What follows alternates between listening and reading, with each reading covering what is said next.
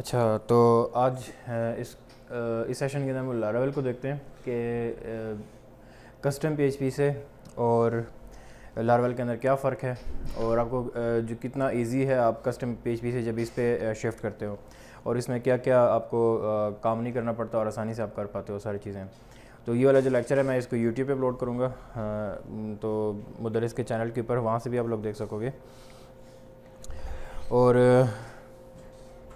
Basically जो Laravel क्या एक फ्रेमवर्क है पीएचपी का। जो कस्टम पीएचपी है उसके अंदर आपको सारी चीज़ें खुद मैनेज करनी पड़ती हैं कि लेट सपोज आपने अगर लॉगिन करना है, ऑथेंटिकेशन करनी है, आपने फॉर्म वैलिडेशन करनी है, आपने फॉर्म जब सबमिट करोगे उसका सिक्योरिटी की जो आपको टोकन्स वगैरह जनरेट करने हैं, यानी हर चीज़ आपको खुद करनी पड़ेगी। आपको जो एसक्यूएल इंजेक्शन से अपने आप को खुद बचाना पड़ेगा, यानी तमाम जितने चीज़ें आपको खुद मैनेज करनी पड़ेंगी। तो आपको एक छोटा सा टास्क करने के लिए भी पूरा दिन लग जाता है। तो लारावेल के अंदर क्या है कि बाय डिफ़ॉल्ट इन्होंने सारी चीज़ें की हुई हैं। आपको जो रिडंडेंट काम है जो आपको बार बार करने पड़ते हैं या जो जिसके ऊपर आपको एक्स्ट्रा टाइम देना पड़ रहा है, वो काम आपको लारावेल ने करके दिया हुआ है। आपने सिर्फ अपनी लॉजिक इम्प्लीमेंट करनी है और ये सारा काम आपने खुद करना है। अब जैसे कि डेटाबेस का आप टेबल क्रिएट करते हो, तो आपने अगर डेटाबेस का टेबल क्रिएट करना है कस्टम पीएचपी के अंदर, आपने माईसीक्वल में जाकर वहाँ पे एक एक टेबल क्रिएट करना है, सारा कुछ करना है। यहाँ पे ये कि आप मॉडल के थ्रू और अपनी माइग्रेशंस के थ्रू आप एक कमांड रन करते हो, आपके सारे के सारे टेबल्स बन जाते हैं। आपने सिर्फ उसको बताना है कि मेरे कौन से टेबल में क्या क्या कॉलम्स आएंगे और किस तरह से ये सारा कुछ। तो इसको ऐसे ऐसे देखते हैं। और दूसरी बात यह है कि पीएचपी को जो आपका है कस्टम पीएचपी को चलाने के लिए आपको जैम की ज़रूरत पड़ती है। लारावेल को अगर आप काम करते हो तो इसके लिए आपको किसी सर्वर की ज़रूरत नहीं पड़ती, बिकॉज इसके अंदर अपना सर्वर खुद भी इसके पास अपना भी सर्वर है। आप पीएचपी आर्टिजन सर्व की कमांड रन करते हो तो आपको ये खुद ब खुद सर्व करना शुरू करे। तो इसके लिए आपको HDocs में भी जाने की ज़रूरत नहीं पड़ती और वहाँ पर भी इसको इंस्टॉल नहीं करना पड़ता। तो लारावेल को इंस्टॉल करने से पहले आपको कंपोज़र चाहिए होता है। कंपोज़र पीएचपी का डिपेंडेंसी मैनेजर है जिसके थ्रू आप इसको इंस्टॉल कर सकते हो।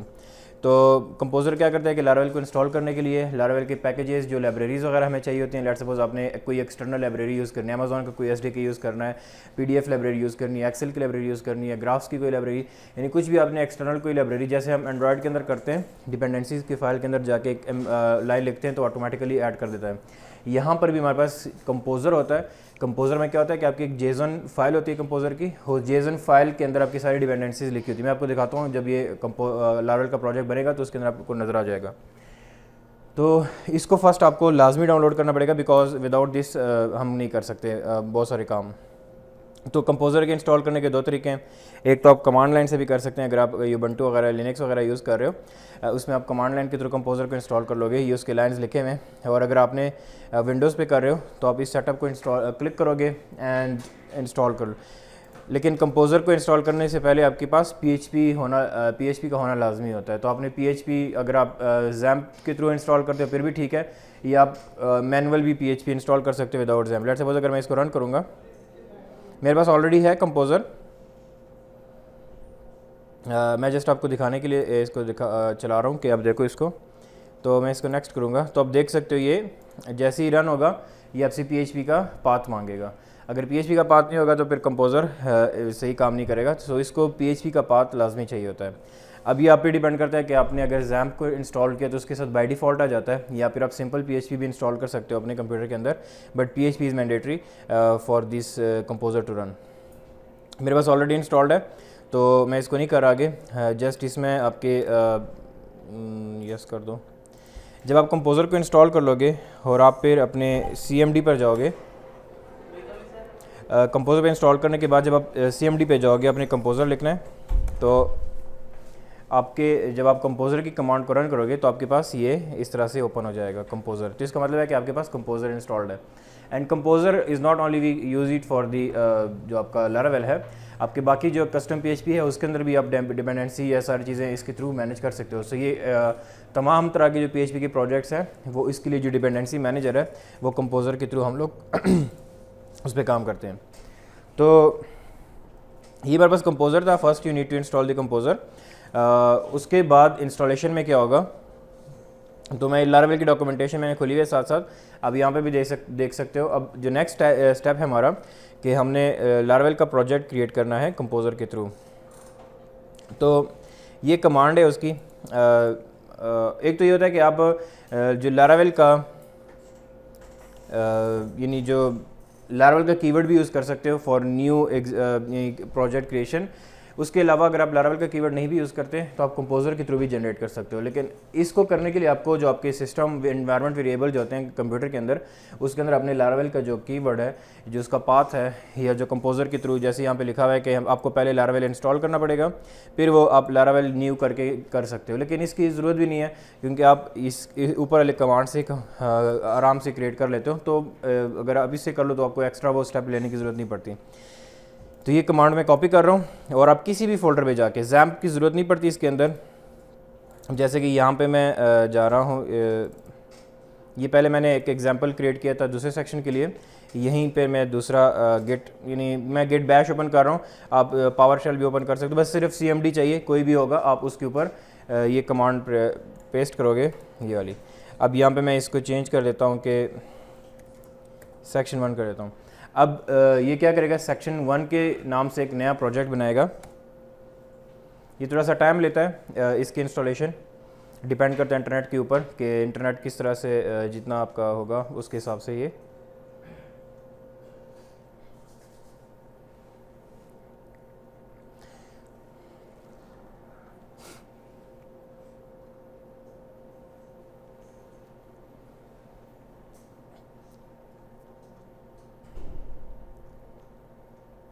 तो ये जब इन द मीनवाइल ये इंस्टॉल होता है लारावेल के अंदर, जो इसके स्टेप्स होते हैं कि जब एक दफ़ा ये प्रोजेक्ट बन गया, इसके एनवायरनमेंट फाइल में आपको दिखाता हूँ और बाकी जो इसकी फ़ोल्डर डायरेक्टरी जो इसका स्ट्रक्चर है वो आपको समझने की ज़रूरत है कि आपने कौन कौन सी फाइल में जाके चेंज करना है। तमाम फाइल्स, उसके जो ज़्यादातर फाइल्स हैं वो अपनी कॉन्फ़िगरेशंस की फ़ाइल है। हमारे पास जिन फाइल्स के अंदर हमने चेंज करना है, एक तो हमारे पास कंट्रोलर्स की फ़ाइल है, मॉडल्स की फ़ाइल है, डेटाबेस की माइग्रेशन की फ़ाइल है, और ये 3 हो गया। राउट्स की फ़ाइल है जहाँ पे हमने राउट्स क्रिएट करने होते हैं, और उसके अलावा एनवायरनमेंट की फ़ाइल है जहाँ पे हमने डेटाबेस को कनेक्ट करना होता है, या बाकी जो कोई सेटिंग करनी है अपने लारावेल की जो कंप्लीट प्रोजेक्ट की अगर आपने कोई सेटिंग करनी है तो वो आप वहाँ से कर सकते हो। तो इन फाइल्स के अंदर मैंने चेंज करना होता है, बाकी चीज़ों के अंदर नहीं।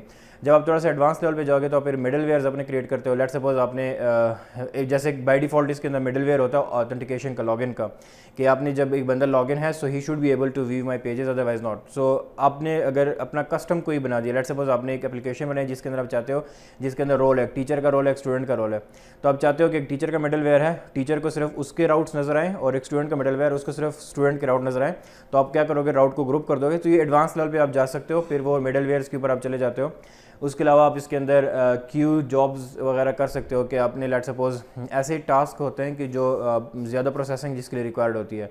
तो अगर लेट सपोज मैंने 50 बंदों को ईमेल करनी है, अब अगर वो 50 बंदों को ईमेल करेगा और मेरे सामने ही करेगा, मैं अपने प्रोजेक्ट को यूज़ कर रहा हूँ और उसी वक्त वो ईमेल करेगा, तो it will take a lot of time कि वो ईमेल करते वक्त मुझे बहुत वेट करना पड़ेगा। एक ईमेल भी जाने पे तकरीबन 10-15 सेकंड लगते हैं, तो आप 50 से मल्टीप्लाई करोगे तो आपके बहुत ज़्यादा टाइम लगेगा, यूज़र वेट करता रहेगा।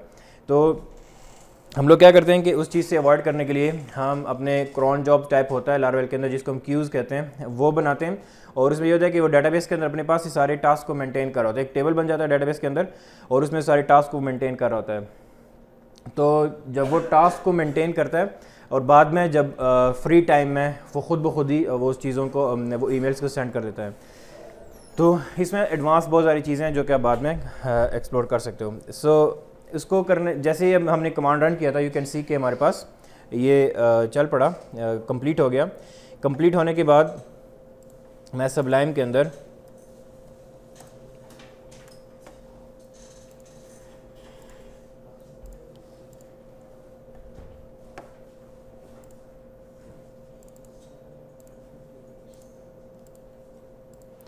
तो आप देख सकते हो कि सबलाइम के अंदर मैंने इसको ओपन किया, तो इसका जो फोल्डर स्ट्रक्चर है, यहाँ पे आपके पास जो सबसे पहला जो है, जिसको मैंने आपको कहा था कि हमने जिसके साथ वर्क अराउंड करना है, दैट इज़ दी कंट्रोलर। तो हमारे पास ऐप के अंदर HTTP के अंदर कंट्रोलर्स का फोल्डर है।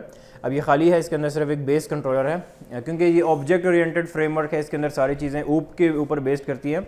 तो यहाँ पे ये जिसका बेस ये आपका कंट्रोलर है, और तमाम जो बाकी आपके पास जो कंट्रोलर्स हम बनाएंगे वो उसी को एक्सटेंड कर रहे होते हैं, और या फिर उसके बेस कंट्रोलर को एक्सटेंड कर रहे होते हैं।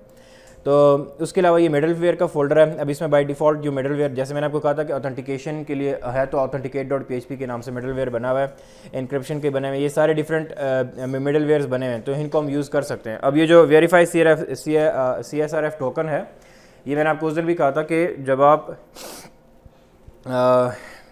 PHP के अंदर आपने HTML फॉर्म बनाया, जब आप एक HTML फॉर्म को सबमिट करोगे, वो फॉर्म यानी हम लोग तो कस्टम PHP में आपको वो खुद मैनेज करना पड़ेगा, एक टोकन जनरेट करना पड़ेगा, उस टोकन को फिर आपको सर्वर पे वैलिडेट करवाना पड़ेगा, तो एक लंबा प्रोसेस आपको खुद मैनेज करना पड़ेगा।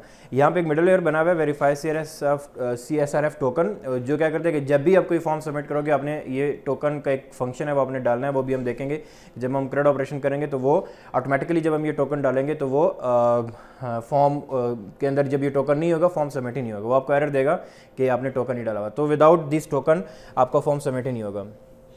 सो ये हमारे पास मिडलवेयर्स का फोल्डर है, जिसको मैंने आपको कहा था कि ये थोड़ा सा एडवांस पे है, आप इसको नेक्स्ट स्टेज में कर सकते हो जब आपको जब बेसिक का थोड़ा आइडिया हो जाएगा। उसके बाद नेक्स्ट हमारे पास मॉडल्स हैं। तो बाय डिफ़ॉल्ट इसके अंदर एक ही मॉडल है। मॉडल बेसिकली ये होता है कि आपके पास जो हमारे डेटाबेस के अंदर टेबल होते हैं, तो डेटाबेस के टेबल्स के साथ ये वाली जो आपकी क्लास होती है मॉडल की, ये इंटरेक्ट करती है, और इसके अंदर बहुत सारे फंक्शंस हैं जो कि बाय डिफ़ॉल्ट इस जो आपका मॉडल होता है उसके अंदर बाय डिफ़ॉल्ट, जैसे कि ऊप के अंदर हम लोग करते हैं इनहेरिट किए हुए हैं सारे फंक्शन, हमें नज़र नहीं आते, यहाँ पे लिखा हुआ कुछ भी नहीं है, बट यहाँ पे बाय डिफ़ॉल्ट बहुत सारे फंक्शंस हैं जो डेटाबेस के फंक्शन है वो यहाँ पे इनहेरिटेड हैं। आप इस मॉडल का नाम यूज़ करके आप एरो के साइन लगाओगे, आप उस फंक्शन को कॉल करोगे, जैसे कि ऑल का फंक्शन है जिससे आप डेटाबेस का तमाम डाटा निकाल सकते हो उस टेबल से। गेट का फंक्शन है आपके पास, फर्स्ट का फंक्शन है, फर्स्ट कहता है कि आप डेटाबेस का सिर्फ एक कॉल जो फर्स्ट रो है उसको आप निकाल सकते हो। तो इस तरह के बहुत ज़्यादा फंक्शंस हैं जो कि इसके अंदर लिखे हुए हैं, बट वो हमें नज़र नहीं आते बिकॉज ऑफ द इनहेरिटेंस। तो ये हमारे पास मॉडल है, हम अपने कस्टम मॉडल भी बनाएंगे, but this is the one model already, जो इधर एक मॉडल ऑलरेडी है। उसके अलावा हमारे पास ये बाकी फोल्डर के साथ हमने नहीं छेड़ना। नेक्स्ट हमारा folder that is database folder. तो डेटाबेस के अंदर भी हमने बाकी कुछ नहीं करना, जो हमारा बेसिकली जो हमने डेटाबेस के टेबल बनाने होते हैं, ये हमारे डेटाबेस के टेबल्स हैं जो आपको नज़र आ रहा है, those are the database table. जैसे कि यूज़र का टेबल है, आपको नज़र आ रहा होगा कि नेम है, ईमेल है, आपको इधर बनाना पड़ेगा। आप जब अपना न्यू टेबल बनाओगे डेटाबेस का, तो आप एक कमांड रन करोगे, मैं भी आपके सामने करूँगा, तो आपके सामने ये बन जाएगा इस तरह का स्कीमा। उस स्कीमा के अंदर आपको आपने यहाँ पे बताना है, आपने डेटाबेस के अंदर जाके वहाँ पे कॉलम्स वगैरह नहीं ऐड करने, यहाँ पे बताना है कि स्ट्रिंग है ईमेल। अब डेटाबेस में तो हमने वॉर्चर लिखा होता है, इंट लिखा होता है, ये 1000 उसके डाटा टाइप्स अलग अलग लिखते हैं।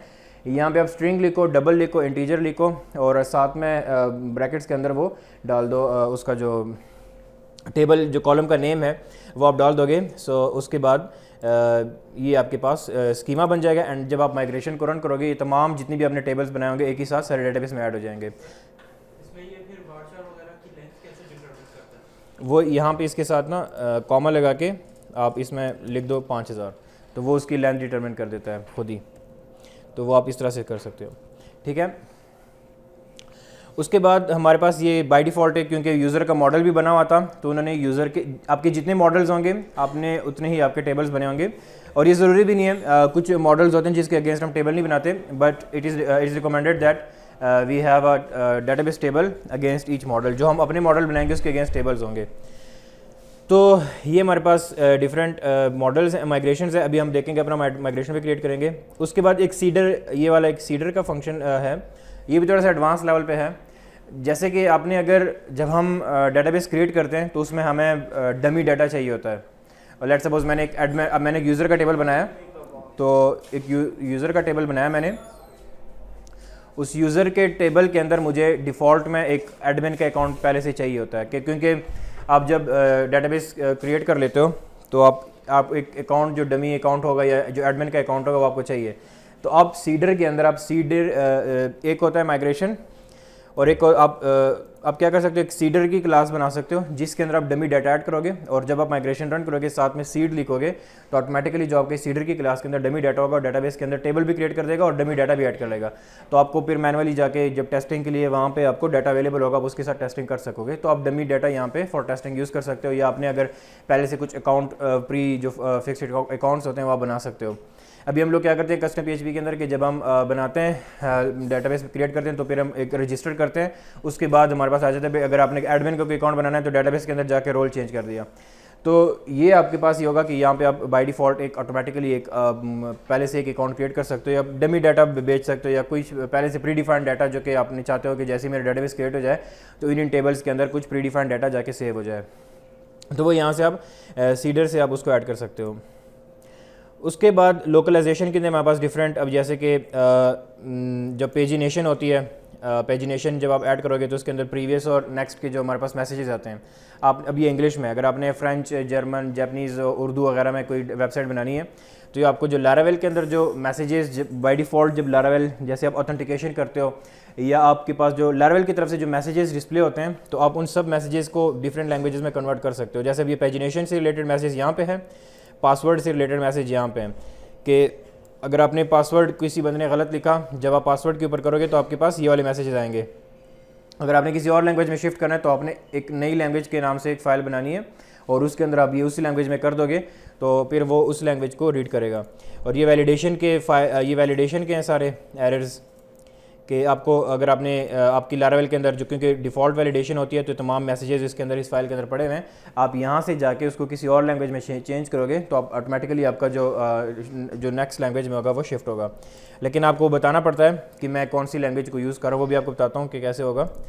उसके बाद ये पब्लिक का फ़ोल्डर है। पब्लिक का फ़ोल्डर ये होता है कि जो आपका रूट फ़ोल्डर है, यहाँ से आपका एप्लीकेशन स्टार्ट होता है और आपने कोई ऐसी आइटम्स, ऐसी क्लासेस, ऐसे इमेजेस, ऐसे फंक्शंस या कुछ भी ऐसी चीज़ रखनी है जो आप चाहते हो कि पब्लिकली एक्सेसिबल हो तो आप इस फोल्डर के अंदर रखोगे, वो फिर आपको पब्लिकली एक्सेसिबल होगा इस एप्लीकेशन के अंदर। जैसे कि इमेजेस हैं, CSS की फाइल्स हैं या जावास्क्रिप्ट की फाइल्स हैं जो आप चाह रहे हो कि पब्लिक रहें और तमाम एप्लीकेशन के अंदर, तमाम फाइल्स के अंदर वो एक्सेसिबल हों, सो आप उसको यहाँ से गेट कर सकते हो।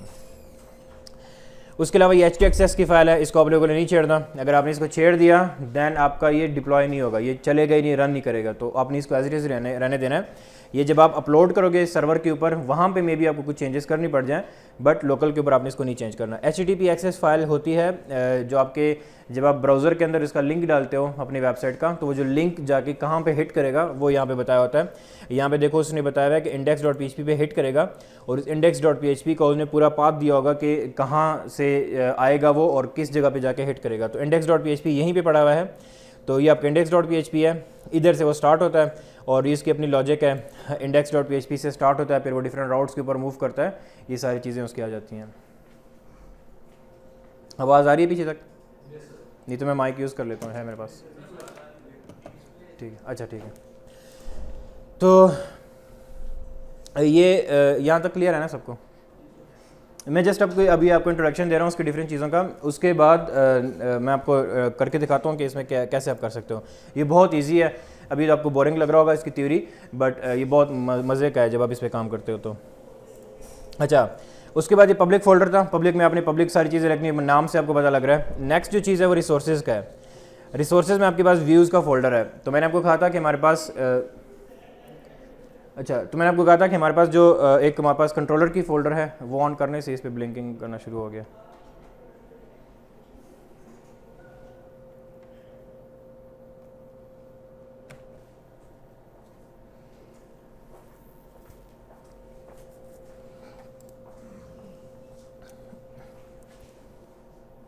सही है, ठीक है, ये रिकॉर्ड तो हो रहा है ना, पता नहीं रिकॉर्ड हो रहा होगा। अच्छा, यहाँ तक हो गया। उसके बाद हमारे पास जो व्यूज़ का फोल्डर है, जितनी भी हमारे HTML पेजेस होंगे या PHP पेजेस होंगे जो कि हमने सर्व करने यूज़र्स के सामने, that will come here in the views. जो हमारा फोल्डर है ये हमारे पास, जब हमारे पास अभी मैं आपके सामने रन करूँगा ये एप्लीकेशन, तो ये वाली फ़ाइल आपके सामने चलेगी, because this is the only file जो कि हमारे पास अभी welcome.blade के नाम से क्रिएटेड है। और यहाँ पे आप देख रहे हो कि हम जब कस्टम PHP के अंदर फाइल्स बनाते थे तो वो तब .php के नाम, सिर्फ welcome.php इस तरह से होती थी, या index.php, लेकिन यहाँ पे साथ .blade.php लिखा हुआ है। तो लारावेल क्या करता है, ब्लेडिंग टेम्पलेट को यूज़ करता है, जिसके अंदर आपको क्या करना पड़ता है, जैसे कि हम PHP के अंदर करते थे। जैसे अगर मैं आपको यहाँ पे कहीं पे दिखाऊँ ये वाला, अब आप ये देखो यहाँ पे कि इफ़ की स्टेटमेंट लिखी हुई है और HTML कोड के अंदर ही लिखी हुई है। तो हमें यहाँ पे वो PHP के जो एंगल ब्रैकेट्स और PHP को स्टार्ट करना एंड करना वो नहीं करना पड़ता। आप क्या कर लेते हो, खाली एट द एंड का साइन लगाते हो और आगे आप अपनी कंडीशन PHP की, यानी PHP को रन करने के लिए, स्विच स्टेटमेंट्स को रन करने के लिए या PHP के लूप वगैरह रन करने के लिए और उसके इफ स्टेटमेंट्स को रन करने के लिए आपको एट द रेट का साइन लगाना है। And for the variables to display आप डबल करली, जो आप यहाँ पे देख सकते हो कि कहीं पे ये वाला देखो, और आपने अगर जैसे हम आपने को देखा था कि PHP के अंदर जब हम कर रहे थे तो हमने एंगल ब्रैकेट्स लगा के इको लगा के यहाँ पे उसको प्रिंट किया था। href के अंदर जब हम करते थे आईडीज़ वगैरह को प्रिंट करते थे, यहाँ पे देखो सिर्फ उसने क्या किया, करली ब्रैकेट्स लगाए दो और उसके बीच में PHP का फंक्शन कॉल कर लिया। तो PHP को रन करने के लिए आसानी से HTML के साथ, और आपको यानी वो एरर्स भी ना आए जो हमें PHP के अंदर एरर्स आते थे छोटे छोटे, वो तमाम एरर्स ये नहीं आएंगे आपको, क्योंकि आपका PHP और HTML एक साथ ही आप लिख सकते हो। सिर्फ एट द रेट वगैरह डालोगे for the loop conditions and switch statements, और आपको जो वेरिएबल या कोई फंक्शन वगैरह कॉल करना है और जिसको आपने इको करना है किसी भी चीज़ को, उसको अपने यहाँ पे जो आपके करली ब्रैकेट्स होंगे उसके अंदर आपने इसको डिस्प्ले करना है। तो इस तरह से वो आपका जो इको का जो काम करता है वो ये करता है, और बाकी आप जितना भी आपने करना है वो यहाँ पे आ जाएगा। और आप इसी के अंदर अपना PHP का जो HTML का जो कोड है वो आपका इसी के अंदर ब्लेडिंग के अंदर आ जाता है, टेम्पलेट के अंदर। तो हम आगे यूज़ करेंगे, देखेंगे कि ये कैसे इसको यूज़ कर सकते हैं। तो जो उसका जो सबसे इंपॉर्टेंट फोल्डर है ये हमारे पास आ जाता है web.php। यहाँ पर हमारे पास सारे राउट्स जो लिंक्स क्रिएट होते हैं। अभी तो हम कस्टम PHP में करते हैं कि हमने admin.php है, login.php है, तो हम डायरेक्ट ही जो फाइल का नाम होता है login.php, तो वहाँ पे लिंक में जाके login.php लिखते हैं तो उस फाइल पे चला जाता है। यहाँ पे ऐसे नहीं है, यहाँ पे आपका राउट का नाम डिफरेंट हो सकता है, यानी मैंने abc.php किया और बैकएंड पे जाके welcome.php ओपन हो जाएगा, तो वो डिफरेंट आप फाइल नेम हो सकती हैं और डिफरेंट आपका राउट नेम हो सकता है। ये बेसिकली राउट को फॉलो करता है। और फिर राउट क्या होता है वो भी आपको बताता हूँ कि राउट कैसे काम करता है अभी जब हम अपना क्रिएट करेंगे, ठीक है। उसके अलावा हमारे पास आ जाएगा स्टोरेज का फोल्डर है। जब आप लारावेल में कोई तस्वीरें वगैरह अपलोड करते हो, कोई एक्सटर्नल फाइल्स अपलोड करते हो, तो वो स्टोरेज के फोल्डर में आके अपलोड हो जाती हैं, और लारावेल के जितने भी एरर लॉग्स वगैरह हैं वो भी यहाँ पे आ जाती हैं। तो आपके तमाम जो एक्सटर्नल फाइल्स या स्टोरेज या जो लॉग्स वगैरह होंगी वो स्टोरेज के फोल्डर के अंदर पड़ी होंगी। टेस्टिंग के लिए है, जब आप अपने एप्लीकेशन को टेस्ट करोगे उसके लिए टेस्ट का फोल्डर है, और ये वेंडर का फोल्डर है, इसके साथ आपका कोई काम नहीं है, ये बेसिकली आपको एप्लीकेशन को चलाने के लिए होता है। तो लारावेल का जो आपकी जो लारावेल की जो एप्लीकेशन होती है उसका साइज़ बहुत बड़ा होता है। This is just because of this vendor folder. और जब आप इसको गिट पे अपलोड करते हो या बिट बकेट पे अपलोड करते हो तो वेंडर का फोल्डर अपलोड नहीं होता, और आपका सिर्फ बाकी कोड अपलोड हो जाता है, वेंडर का नहीं होता। और कभी कभी ऐसा होता है कि जब आप किसी बंदे के साथ अपना लारावेल का कोड शेयर करोगे तो वो कहेगा कि ये मैंने डाउनलोड किया, क्लोन किया उधर से गिट बकेट से या गिटहब से या बिट बकेट से, लेकिन चल नहीं रहा।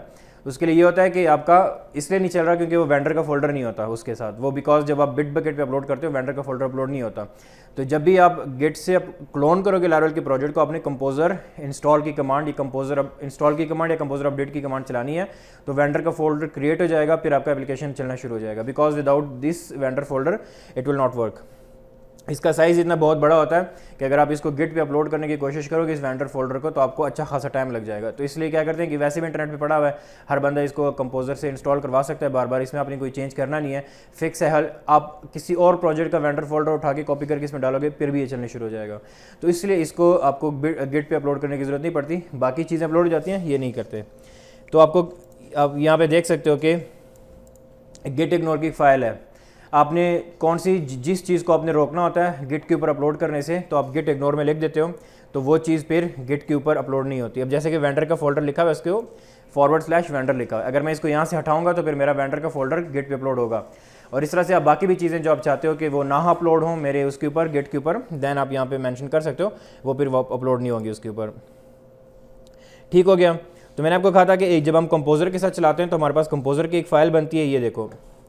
तो इस तरह के कंपोजर की फ़ाइल बनती है जहाँ इसके अंदर सारी आपके एप्लीकेशन की डिपेंडेंसीज लिखी हुई हैं, जिसमें आपका PHP का वर्जन लिखा हुआ है, ये गज़ल HTTP लिखा हुआ है, आपके पास फ्रेमवर्क्स 9.19 है, लारावेल का 10 आने वाला है जनवरी के अंदर, और लारावेल सैंक्टम है, लारावेल टिंकर है। तो ये सारे आपके डिफरेंट पैकेजेस हैं, इसके अंदर आ जाते हैं। आपने अगर कोई एक्सटर्नल कोई पैकेज ऐड करना होगा तो आप यहाँ पे मेरे ख्याल में मैनुअल ऐड करोगे, या फिर आप कंपोजर के थ्रू भी उसको इंस्टॉल कर सकते हो, बिकॉज एक्सटर्नल जितने भी पैकेजेस होते हैं कंपोजर के अंदर उसका आ जाता है, उसका लिंक कंपोजर के थ्रू आपको मिल जाएगा।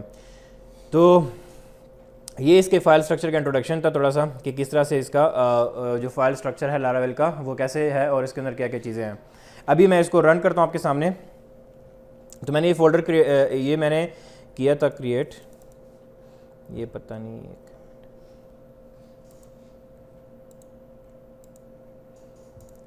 तो अब मैंने जो क्रिएट किया था उसका नाम मैंने सेक्शन 1 रखा था। तो सबसे पहले मुझे उस सेक्शन 1 के अंदर मूव करना पड़ेगा। अगर मैंने इसको यानी पहले तो जो मैंने फ़ोल्डर जहाँ पे क्रिएट किया था तो उस प्रोजेक्ट के अंदर मुझे मूव करना पड़ेगा।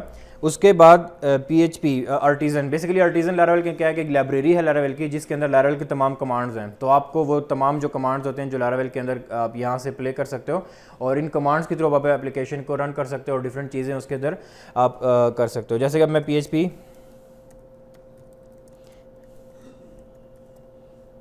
PHP आर्टिज़न मैंने सर्व लिखा तो ये मुझे एक लिंक दे देगा। ये मुझे इसने लिंक दिया है ये वाला कि आपका जो एप्लीकेशन है वो इस लिंक के ऊपर रन कर रहा है। तो मैंने यहाँ पे ब्राउज़र पे जाके 127 जो लिंक है उसके ऊपर वो चलने शुरू हो गया। तो अभी मैंने कोई जैम्प में इसको नहीं इंस्टॉल किया था, ना ही मैंने इसको जैम्प पे चलाया था, htdocs में नहीं पड़ा हुआ, ये मेरे ई ड्राइव के अंदर पड़ा हुआ है फोल्डर और मैंने उसको PHP आर्टिज़न के थ्रू उसको चलाया। तो लारावेल का खुद का जो सर्वर है उसने इसको रन किया and this is the welcome page जो मैं आपको दिखा रहा था कि आपका जो यानी जो आपको व्यूज़ के अंदर जो वेलकम पेज था। तो अभी फ़िलहाल हमारे पास अगर आप देखोगे राउट्स के अंदर तो सिर्फ एक ही राउट है ये वाला। अगर मैं इसको यहाँ पे ख़त्म कर देता हूँ, रिफ़्रेश करूँगा तो आप देखोगे खाली हो गया, बिकॉज़ वो इस वेलकम के पेज को रिटर्न कर रहा है। जैसे ही हम इसको रन करते हैं तो वो आपके इस वेलकम के पेज को रिटर्न कर रहा होता है।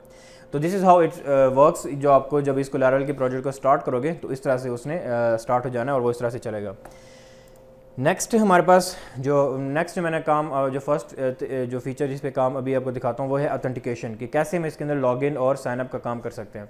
तो लॉगिन और साइनअप को क्रिएट करने के लिए मैं आपको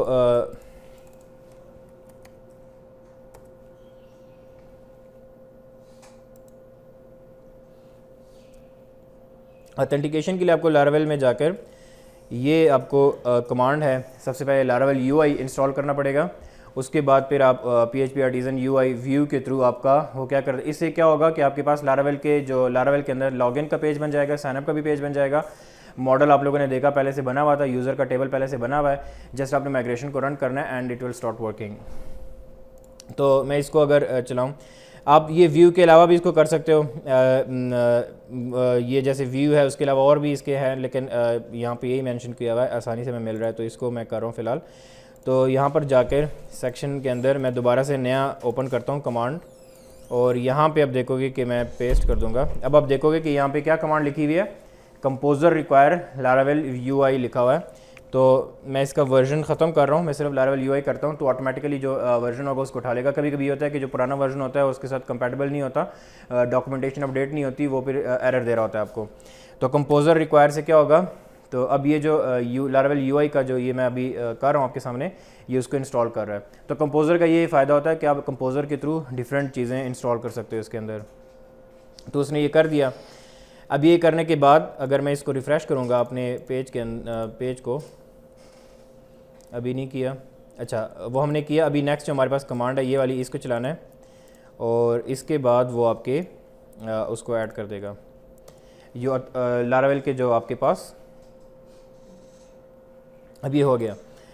अब अगर मैं इसको रिफ़्रेश करूँगा कि इसको अपने प्रोजेक्ट को, तो यहाँ पे लॉगिन एंड रजिस्टर के दो बटन आपको नज़र आ रहे होंगे ऐड हो गए। लेकिन जब मैं इसमें लॉगिन पे क्लिक करूँगा तो ये अभी मुझे एरर देगा ये वाला, क्योंकि अभी हमने क्या किया था, लारावेल UI वगैरह Vue.js के थ्रू इंस्टॉल किया था। तो उसको आपको कंपाइल करना पड़ेगा और npm के थ्रू पहले आपको इंस्टॉल करना है।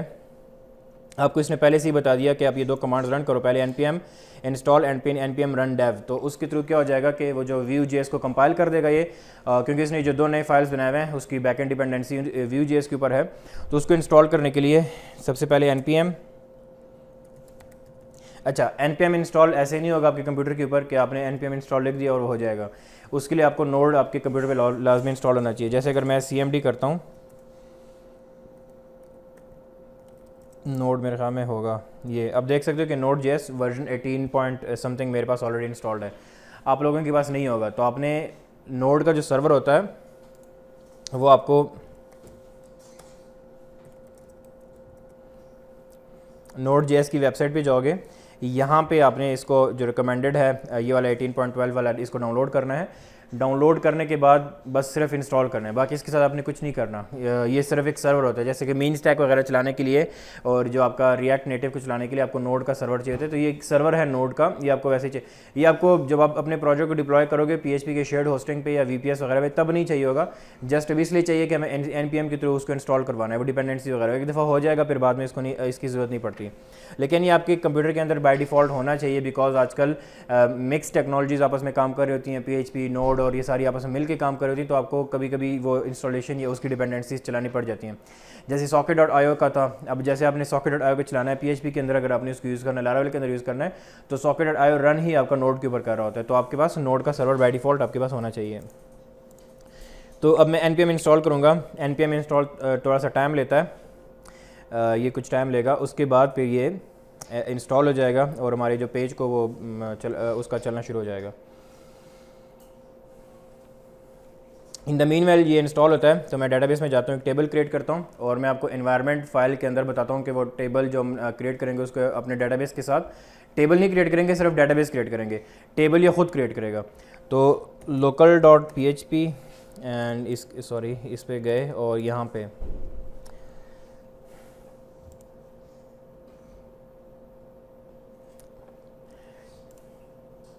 न्यू टेबल जैसे किया मैंने, लारावेल सेक्शन 1 कर दिया, ठीक है। तो मैंने एक न्यू डेटाबेस क्रिएट कर दिया, बस मैंने खाली डेटाबेस क्रिएट कर दिया, ये बाकी ऐसे खाली रहेगा, इसके साथ हमने कुछ नहीं करना। इसको क्लोज़ कर देते हैं और यहाँ पे आप आओगे, एनवायरनमेंट की फ़ाइल है, ये एनवायरनमेंट की फ़ाइल है, ये मैंने जिसके आपको बताया था। तो लारावेल की जितनी भी सेटिंग होगी वो अपनी इस फाइल के थ्रू करनी है, इस फाइल से ही आपकी लारावेल की सेटिंग होगी।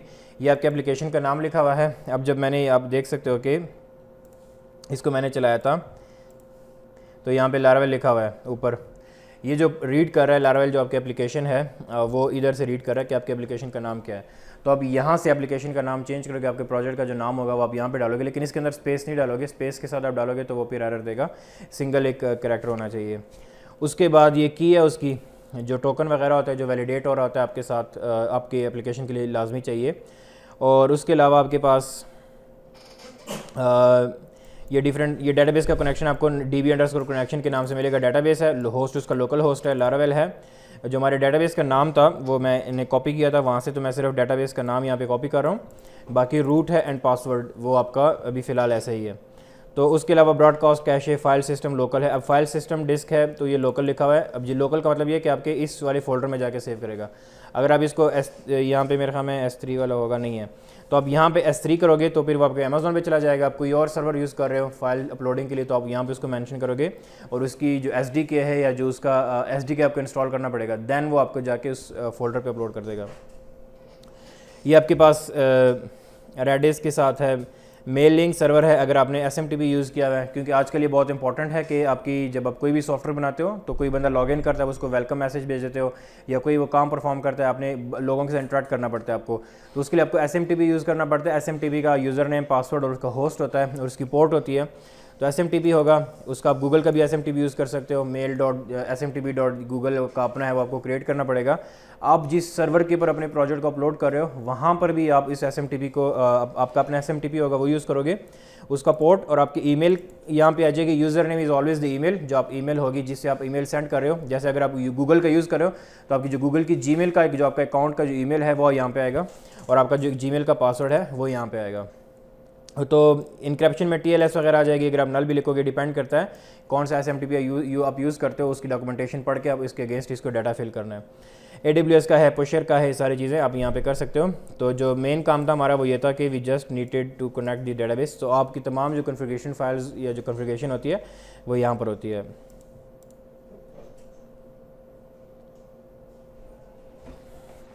पता नहीं उसने मेरा हमें इंस्टॉल नहीं किया।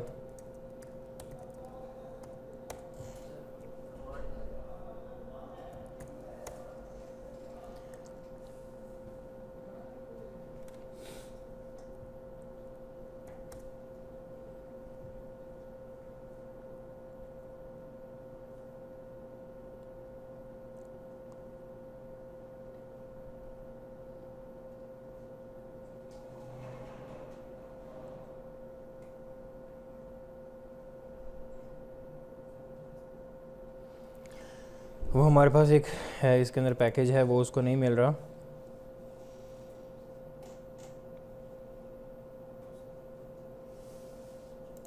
इसको सर्च कर लेते हैं।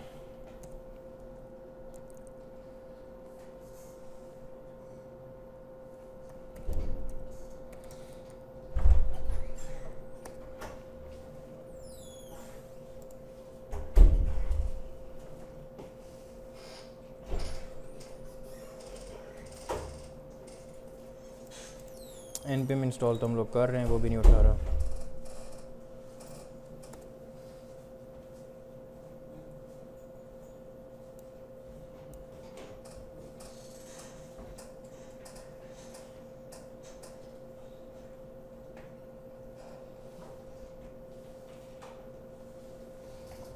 ये इसमें हमें नहीं चलेगा।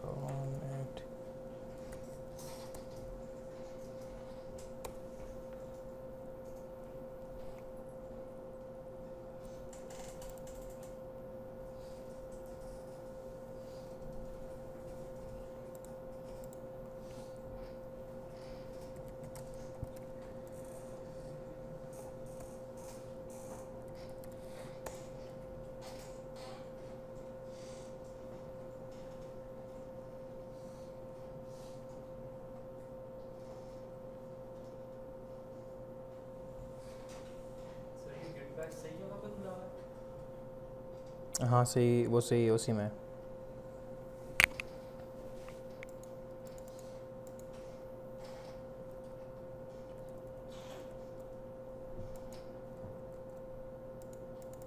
एक तो ये नहीं ओपन हो रहा, मैं इसको पॉज कर लूँ।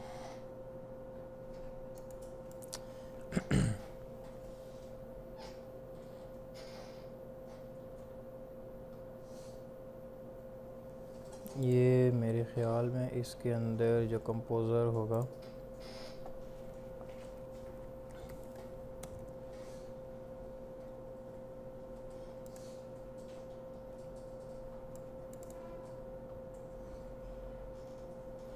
ये डिपेंडेंसी का वर्जन का इसका इशू आता है, वो उसने ऑटोमेटिकली ये वाला ऐड कर दिया वाइट का। अगर इसको हम डाउन कर लेते हैं, इस वाले को ऐड कर लें,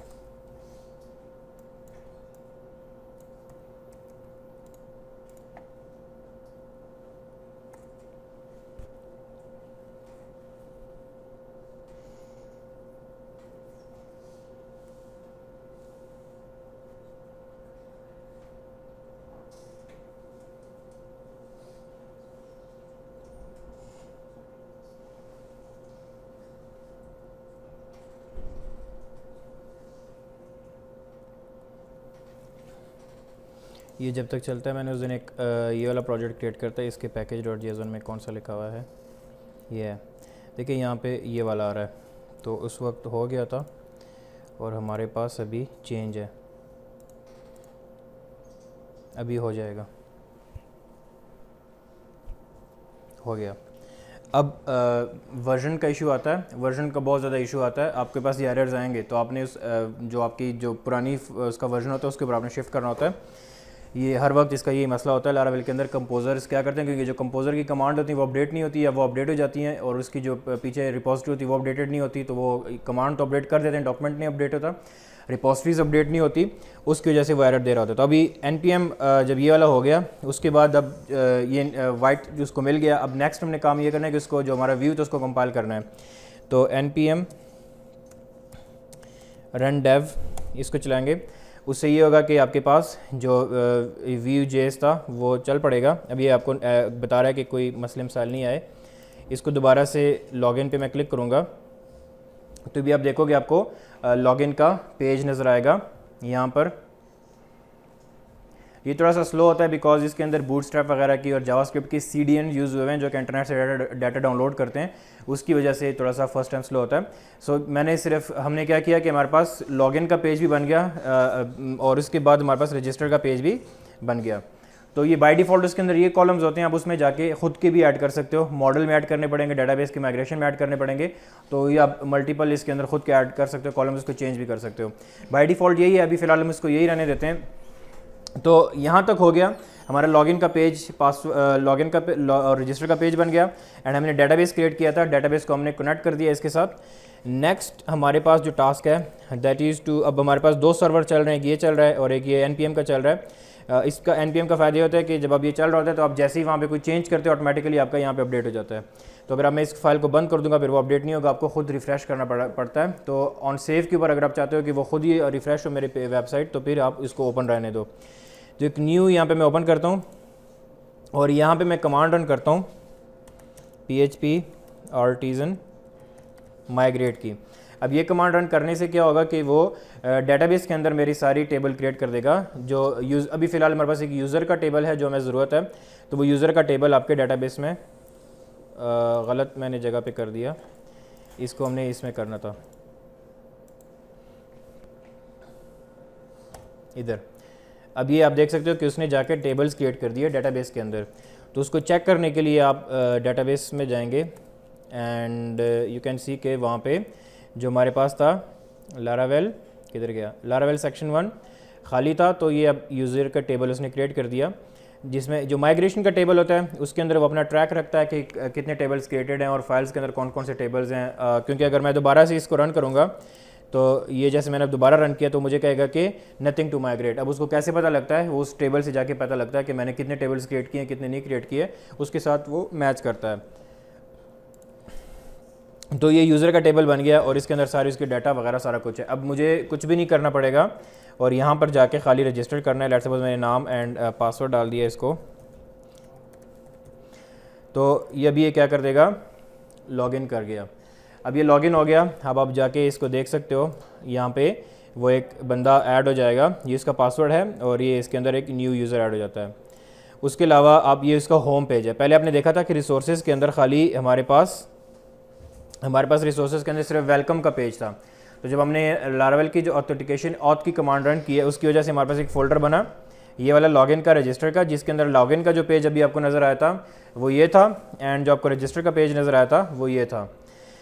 तो इस तरह से ये आ गया एंड ये हमारे पास होम पेज है। होम पेज ये वाला पेज है जो आपको भी नज़र आ रहा है। तो ये होम पेज आपको यहाँ पे नज़र आ रहा है, ये होम पेज है एंड इसको आप लॉग आउट करते हो एंड दोबारा आप लॉगिन पे जाओ एंड यहाँ पे लेट्स सपोज मैं गलत कोई पासवर्ड डाल देता हूँ और इसको मैं रिफ्रेश प्रेस करूँगा तो वो आपको दिस क्रेडेंशियल मैच और रिकॉर्ड, तो ऑटोमेटिकली सारी वैलिडेशन सब कुछ हुआ हुआ है, आपने उसको जस्ट लॉगिन एंड इस तरह से। तो ये आपका एक जो फर्स्ट फीचर था लारावेल के अंदर कि आप एक प्रोजेक्ट क्रिएट करते हो कितनी आसानी से, और तमाम जो आपके ऑथेंटिकेशन और वैलिडेशन और यानी तमाम जितने मसले मसाइल हैं वो सारे इसने सॉल्व किए हुए हैं। आपका जो लॉगिन का जो फॉर्म था विदाउट एनी राइटिंग कोड, जो आपने कुछ भी नहीं किया, 2-3 कमांड रन किए एंड इट स्टार्ट वर्किंग। अगर आप यही काम PHP के अंदर करते हो, कस्टम PHP के अंदर, आपको पता है आप लोगों ने किया अपने प्रोजेक्ट के अंदर कितना टाइम लगता है, आपका एक पूरा दिन सिर्फ इसके ऊपर लग जाता है। उसका फॉर्म बनाओ, फिर उसको बाकी सारी चीज़ें वगैरह करो, तो अच्छा खासा टाइम लग जाता है। क्लियर है यहाँ तक? वो इस पर अभी आते हैं हम लोग। तो यहाँ तक तो क्लियर है ना? हाँ चल रही है, ये मैंने YouTube पे अपलोड करनी है और फिर इसलिए मैंने माइक भी लगाया हुआ है साथ के, ये रिकॉर्ड आवाज़ अच्छी हो। मैंने लास्ट सेक्शन के साथ रिकॉर्ड किया था बट आवाज़ नहीं थी अच्छी। ओके, तो नेक्स्ट फेज़ पे हम लोग जाते हैं।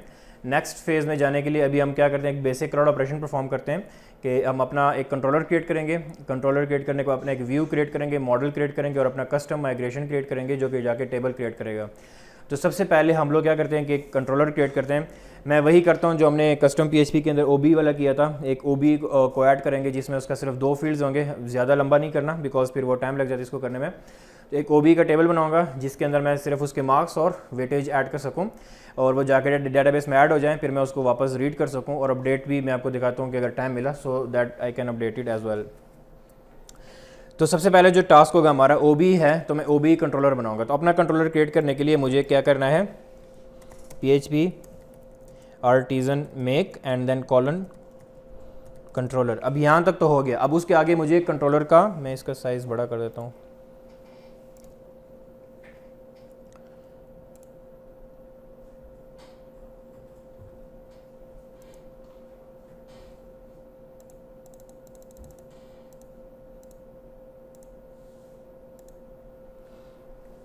ठीक है। तो PHP आर्टिज़न एंड यहाँ पे कंट्रोलर आ जाएगा और कंट्रोलर के साथ अभी आपने आगे कंट्रोलर का अपना नाम बताना है कि मेरे कंट्रोलर का नाम क्या होगा। लेट्स सपोज मेरा है OB कंट्रोलर, तो इसका नाम था और अब ये जाके आपका कंट्रोलर क्रिएट हो जाएगा। आप फोल्डर्स में जाओगे, यहाँ पे आपके पास जो ऐप का फोल्डर HTTP कंट्रोलर्स के अंदर जाओगे तो OBE कंट्रोलर आपके पास ऐड हो जाएगा। तो फर्स्ट स्टेप आपका था कि कंट्रोलर क्रिएट करना। नेक्स्ट स्टेप हमारा है कि इस OBE कंट्रोलर के बाद हमें डेटाबेस क्रिएट करनी है for the OBE so that we can store the data to the table. And ये काम करने के लिए हमारे पास अभी आएगा नेक्स्ट चीज़ के PHP आर्टिजन मेक, इसका साइज बहुत बड़ा हो गया।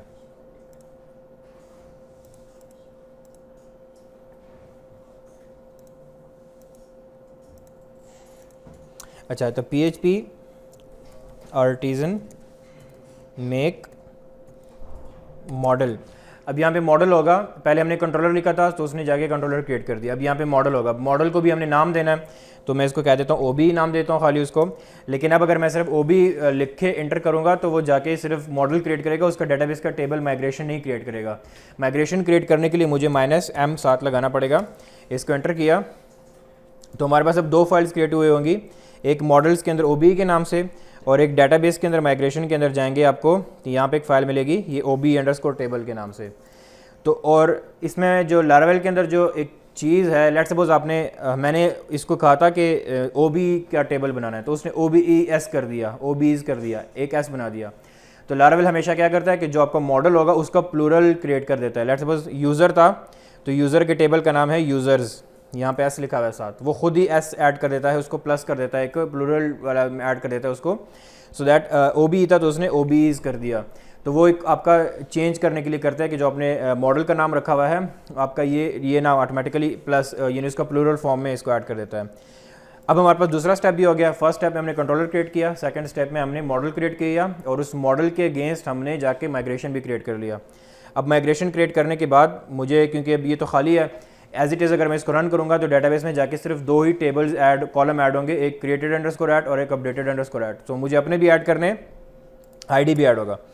तो मुझे OBE के अगेंस्ट मुझे OBE का डिस्क्रिप्शन चाहिए तो $table डॉट यहाँ पे आ जाएगा स्ट्रिंग, तो यहाँ पे आ जाएगा कि मैं इसको कह देता हूँ कि OBE का जो नाम होगा वो यहाँ पे आ जाएगा, नेम आ जाएगा।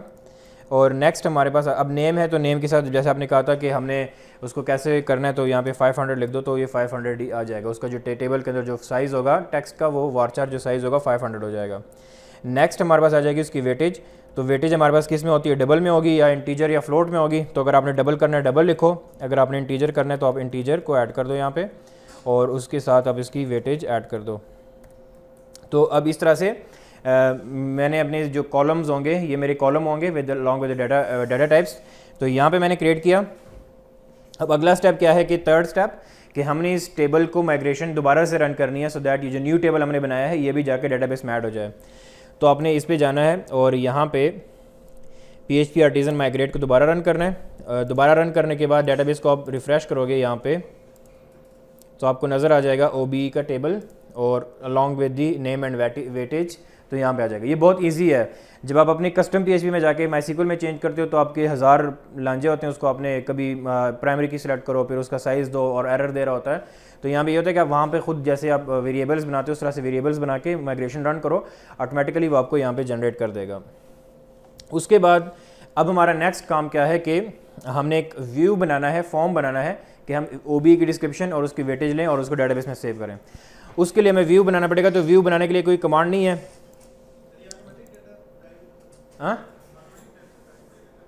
हाँ ये खुद ही करता है।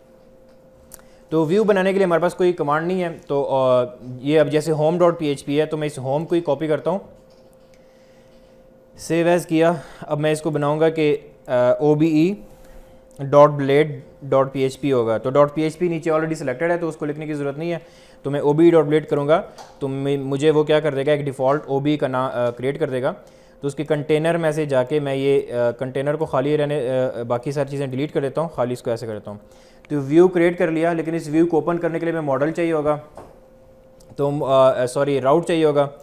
राउट ये हमारे पास है। अभी फ़िलहाल आप देख सकते हो कि हमारे पास एक ही राउट बना हुआ है गेट का, जो कि हमारे होम के पेज को एक्सेस कर रहा है। मैं इसी को कॉपी करके पेस्ट कर रहा हूँ और यहाँ पे मैं इसको नाम दे देता हूँ कि OBE। ये मैं ब्राउज़र में जब OBE लिखूँगा, अब यहाँ पे अभी आपको नज़र आ रहा होगा यहाँ पे होम लिखा हुआ है, इसकी जगह मैं जब OBE लिखूँगा तो मेरा OBE वाला राउट कॉल होगा, फिर वो उसको ओपन करेगा। तो यहाँ पे इसको किया।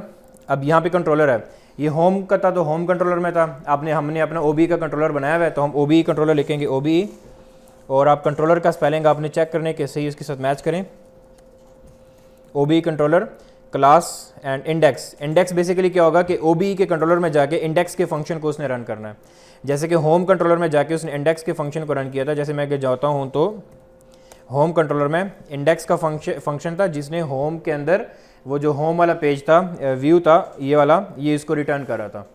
तो यहाँ पे हम लोग सेम यही करेंगे, OBE के कंट्रोलर में जाके नया फंक्शन बनाएंगे ये वाला, और इसको मैं नाम दे देता हूँ इंडेक्स का, और इसके अंदर पैरामीटर्स की ज़रूरत नहीं है। और इसमें मैं उसको बताता हूँ कि कौन सी व्यू को रिटर्न करना है। तो वो रिटर्न करेगा रिटर्न व्यू फंक्शन है व्यू को रिटर्न करने के लिए। और यहाँ पे आपने उस व्यू का नाम बताना है। ये जैसे OBE है तो .blade.php बताने की ज़रूरत नहीं है, जस्ट OBE लिखना है, OBE लिखा बस, दैट्स इट। अब अगर मैं जाऊँ यहाँ पे होम की जगह OBE लिखूँ, इसको एंटर करूँगा तो अब वो उसने OBE वाला पेज ओपन किया, बिकॉज मैंने उसकी बॉडी हटाई हुई थी तो आपको खाली नज़र आ रहा है। बाकी होम का पेज ही है लेकिन उसकी सिर्फ बॉडी ख़त्म हो गई है। तो अब ये OBE का पेज उसने रन कर दिया। अच्छा, ये हो गया। तो अभी हमारे पास ये है कि जो OBE का हमने ब्लेड बनाया था इसके अंदर हमने फॉर्म बनाना है और फिर इस फॉर्म को जाके सबमिट करना है। तो करने के लिए मैं सिंपल सा है, यहाँ पे फॉर्म क्रिएट करते हैं। ये HTML है, इसमें तो आपको एक्शन आएगा इसका, और एक्शन इसको हम बाद में देखते हैं। मेथड आ जाएगा इसका पोस्ट है, और यहाँ पे हमने 2 ऐड करने, एक हमारे पास आ जाएगा लेबल, या चलो लेबल ऐड कर देते हैं, नेम, और एक आ जाएगा वेटेज आ जाएगा। और ये आपको भी मज़ा इसमें आएगा बिकॉज आपने जिस तरह से मुश्किल तरीके से अपने डेटाबेस के अंदर डाटा सेव करे थे, और अभी अब इसका भी देखोगे कितनी इजी तरीके से आप करते हो। इसमें 5 मिनट भी नहीं लगेंगे कि आपका डाटा इसमें ऐड हो जाएगा। इनपुट नेम हमारे पास टेक्स्ट आ जाएगा, एंड उसका जो नेम था वो आपके पास नेम ही आएगा। और इसको मैं बूटस्ट्रैप की क्लास है फॉर्म कंट्रोल वो ऐड कर देता हूँ ताकि वो आपका जो आपका इनपुट है वो थोड़ा सा प्यारा लगेगा। एंड इसको मैं दोबारा से कॉपी करता हूँ और यहाँ पे पेस्ट कर दिया, और इसको मैं नेम की जगह आ जाएगा वेटेज, और इसका W छोटा कर लेते हैं। इसको ये देखो मैंने रिफ़्रेश नहीं किया ऑटोमेटिकली, वो क्योंकि वो रन डेव चल रहा है मेरा, तो मैं जैसे सेव करता जा रहा था साथ में तो इसने मेरे पेज को रिफ़्रेश कर दिया खुद ही। अब ये कर दिया, मेरे फॉर्म बन गए हैं। इसके बाद मुझे बटन ऐड करना था, तो बटन ऐड करने के लिए मुझे इसके अंदर क्लास BTN प्राइमरी ऐड करना है, और यहाँ पे इसको मैं कह देता हूँ कि सेव कर दिया। तो आप देख सकते हो कि मेरा वो बटन भी ऐड हो गया, और इसकी जो डिफ़ॉल्ट CSS में, क्योंकि बूटस्ट्रैप यूज़ कर रहा हूँ तो मुझे खुद की CSS लिखने की ज़रूरत नहीं है, मैं क्लासेस दे रहा हूँ, ऑटोमेटिकली उसको CSS अप्लाई कर रहा है। अब ये मेरा फॉर्म बन गया है। अब इस फॉर्म को सबमिट करना है, तो हमें जैसे हमने कहा था कि फॉर्म हमेशा मेथड हमने पोस्ट लिखा हुआ है, तो इस फॉर्म को सबमिट करने के लिए हमें पोस्ट का राउट चाहिए होगा। इसको ओपन करने के लिए यहाँ पे हमने OBE का राउट लिखा था, एंड दैट वाज गेट राउट के गेट करने के लिए, एंड फॉर पोस्ट आपको इस डाटा को सेव करने के लिए मैं पोस्ट का राउट चाहिए होगा। तो इसी को मैं कॉपी कर लेता हूँ और इसको मैं पेस्ट कर देता हूँ। यहाँ पे आप गेट को पोस्ट कर दो, और ये आपके पास आ जाएगा इंडेक्स है, इसका ये नाम ख़त्म कर दो, इसका भी ये नाम ख़त्म कर दो, इसकी ज़रूरत नहीं है, ये वैसे ऑप्शनल एक फ़ील्ड है। यहाँ पे मैं कहता हूँ कि सेव OBE, ये मैंने फ़ंक्शन बनाया, और इस फंक्शन को मैं जाकर इधर एक फ़ंक्शन OBE कंट्रोलर के अंदर एक नया फंक्शन बनाऊंगा जिसको मैं कह देता हूँ कि सेव OBE, ठीक है। अब ये मैंने बना दिया, लेकिन अब मैंने क्या करना है कि जो हमारा फॉर्म था उसके एक्शन के अंदर ये वाला फंक्शन हमने अप्लाई करना है। तो फॉर्म के अंदर जाकर एक्शन में हमने डबल कोट्स लिखने, और राउट का फंक्शन है वो लिखना है, और जो हमारा राउट था सेव OBE वो यहाँ पे मेंशन करना है, ठीक है। अब अगर मैं इसको, यही था मेरे ख्याल में, अच्छा ये सेव OBE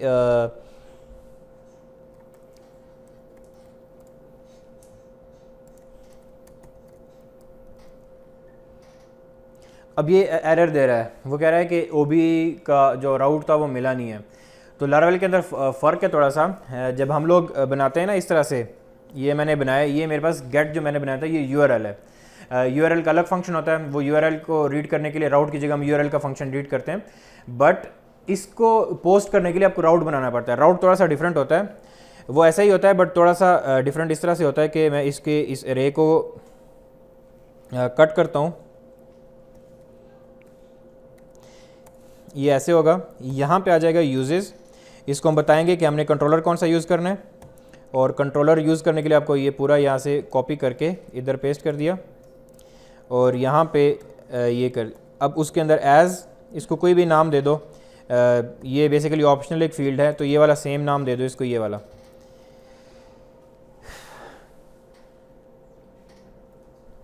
ये सेव ओ बी था एंड सेव ओ बी है और ओ बी कंट्रोलर के अंदर। अब यहाँ पे हमने तो हमने बताया था कि हमारा फंक्शन कौन सा होगा, बट यहाँ पे हमने नहीं बताया हुआ कि फ़ंक्शन कौन सा होगा, तो इसमें बताने के लिए फ़ंक्शन कौन सा होगा वो मैं save O B E commit कर देता हूँ, और इसको मैं यहाँ पे जाके ओ बी कंट्रोलर के अंदर इसका फंक्शन का नाम चेंज कर लेता हूँ और इसको रिफ़्रेश किया।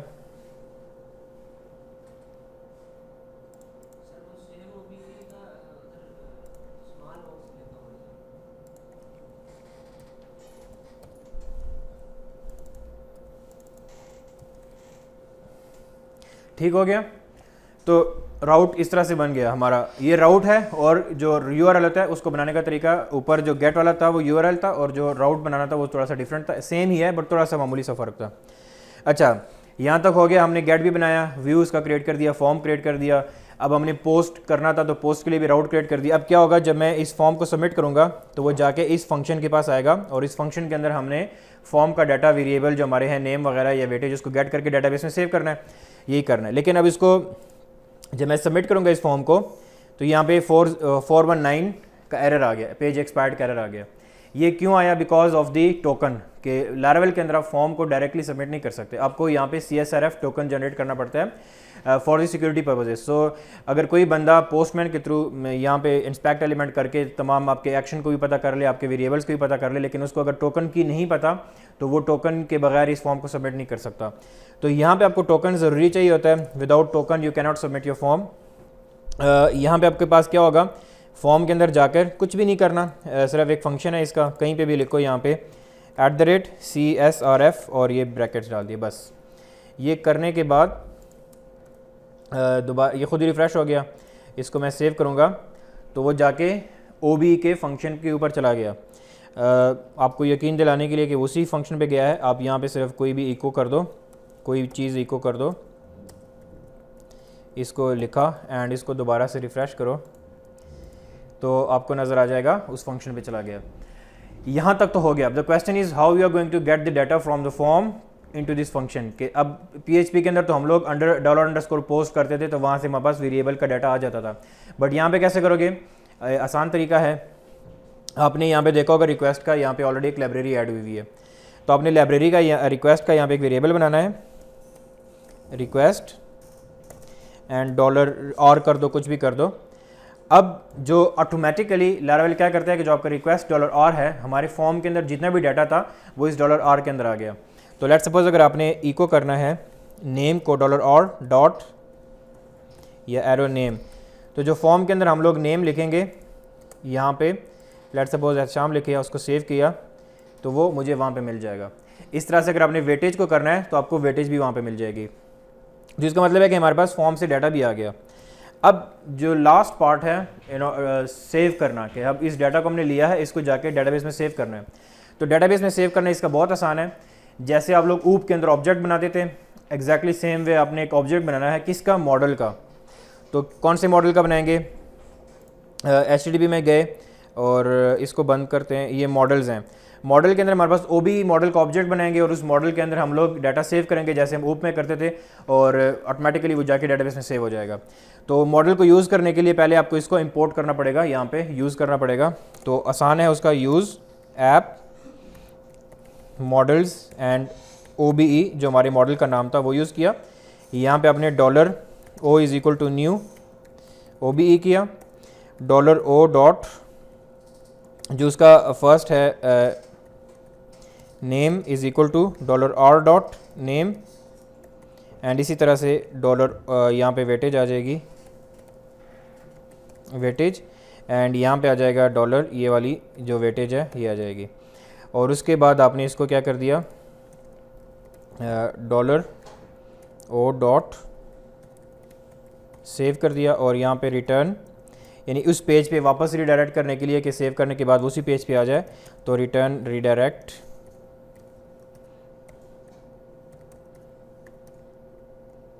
बैक करेंगे तो उस पेज पे आ जाएगा। That's it. मैंने कोई क्वेरी नहीं लिखी, कुछ भी नहीं लिखा। मैं अभी इसको रन करूँगा, वो जाके डेटाबेस में मेरा डाटा सेव हो जाएगा। तो इसको मैं दोबारा से रिफ़्रेश करता हूँ और यहाँ पे मैंने ये लिखा एंड वेटेज मैंने इसको 20 दे दी, तो ये जाके रिफ़्रेश हो गया। डेटाबेस में जाओगे, OBE के टेबल में जाओगे तो आपको डाटा यहाँ पे मिल जाएगा। तो हमने कुछ भी नहीं किया, जस्ट मैंने एक ऑब्जेक्ट क्रिएट किया और वो जाके यहाँ पे ऐड हो गया। So how easy it is as compare to the custom PHP that you are working on. So वहाँ पे क्यूरी में अगर आपको सेमीकोलन में मिस हो जाता है, एक कोटेशन मिस हो जाती है, आपका पूरा दिन लग जाता है। तो ये बहुत एज़ कम्पेयर टू जो आपका कस्टम PHP है, it's very easy. Next step क्या करना है, मैंने डाटा सेव कर लिया, मैं एक और भी रिकॉर्ड ऐड कर लेता हूँ इसके अंदर। लेट सपोज ये कर दिया और इसको मैं 60 कर लेता हूँ। अभी मैं उस वैलिडेशन वगैरह में नहीं जा रहा, जस्ट मैं ये कर रहा हूँ। अच्छा, ये तो हो गया। अब नेक्स्ट हमारे पास जो फेज़ है वो ये है कि इस फॉर्म को अगर कोई एम्प्टी सबमिट कर देता है, ये जैसे ये किया है, अभी एरर दे रहा है, इसको एम्प्टी जो इसकी वैलिडेशन है वो कैसे होगी। सिंपल सा काम है इसका भी। आपने एक लारावेल का फंक्शन है, क्या होगा, यहाँ पे हमने करना है $this.validate और उसको हम कह देते हैं $r पास करेंगे जिसमें हमारे पास डाटा है, और यहाँ पे एक अरे पास कर देंगे इस तरह से, और हम उसको बता देंगे कि हमारे पास जो नेम है वो क्या होगा, नेम है हमारे पास, तो उसको हम कह देते हैं कि ये रिक्वायर्ड होगा।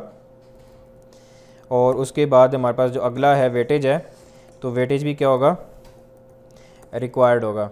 इसमें आप और भी वैलिडेशन ऐड कर सकते हो। अगर आप पाइप लगा के मैक्सिमम भी लगा सकते हो कि मैक्सिमम उसका साइज़ इतना होना चाहिए।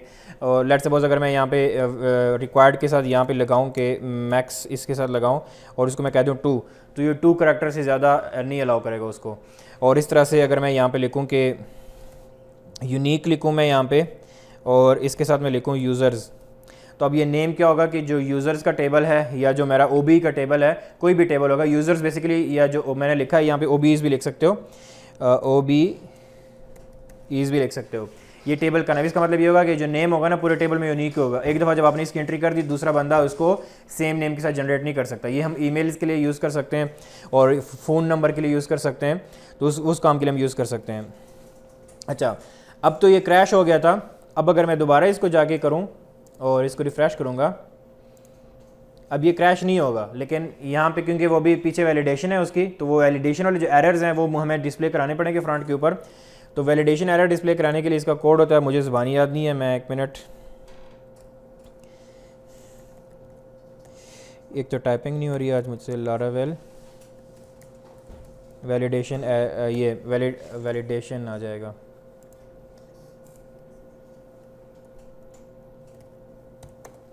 तो यहाँ पे आप जाओगे आपको मिल जाएगा, इसका स्टैक और फ्लो पे भी मिल जाएगा। कहाँ ये इसका है,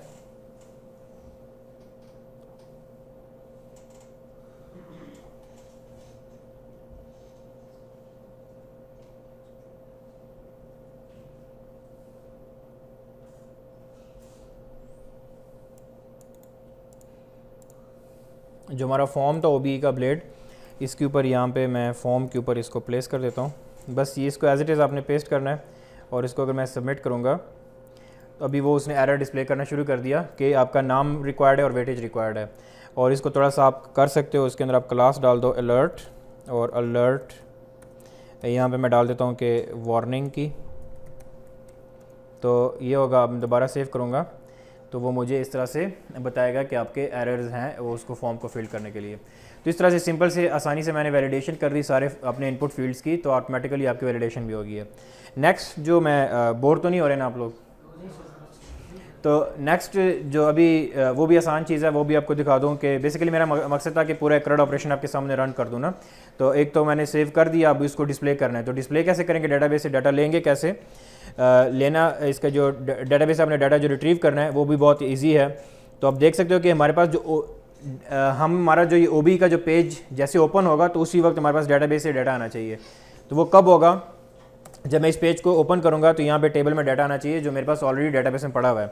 तो वो करने के लिए वो बेसिकली मेरे पास इधर होगा, क्योंकि मेरा जो पेज ओपन होता है वो इस इंडेक्स के फंक्शन से ओपन होता है। ये वाला फंक्शन मुझे रिटर्न करता है डाटा, तो यहाँ पे मुझे वो ओपन करवाना है। यहाँ से मुझे डेटाबेस से डाटा लेना है, डाटा लेने के बाद मुझे वहाँ पे टेबल में जाके डिस्प्ले करना है। तो डाटा लेने के लिए मुझे सेम अगेन ऑब्जेक्ट बनाना पड़ेगा एक, कि लेट्स सपोज ओ। अब यहाँ पे मुझे न्यू नहीं लिखना, न्यू का मतलब होता है कि नया रिकॉर्ड सेव करने के लिए होता है।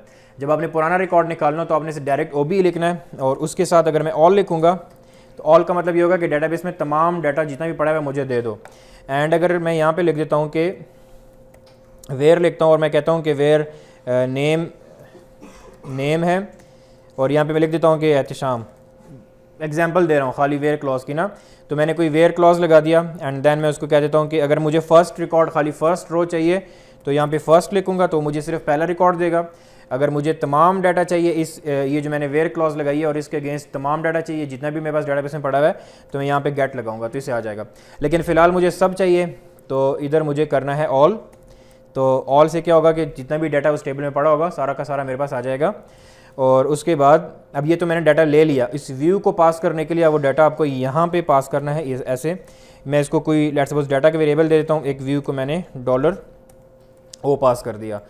यहाँ से पास किया तो OB में जाके यहाँ पे फॉर्म के नीचे एक टेबल बना दिया जिसको मैं क्लास टेबल कह रहा हूँ। एंड यहाँ पे आ जाएगा कि TR, और TR के अंदर TH जिसमें मेरे पास पहले में नेम आ जाएगा, एंड दूसरे में मेरे पास आ जाएगा वेटेज।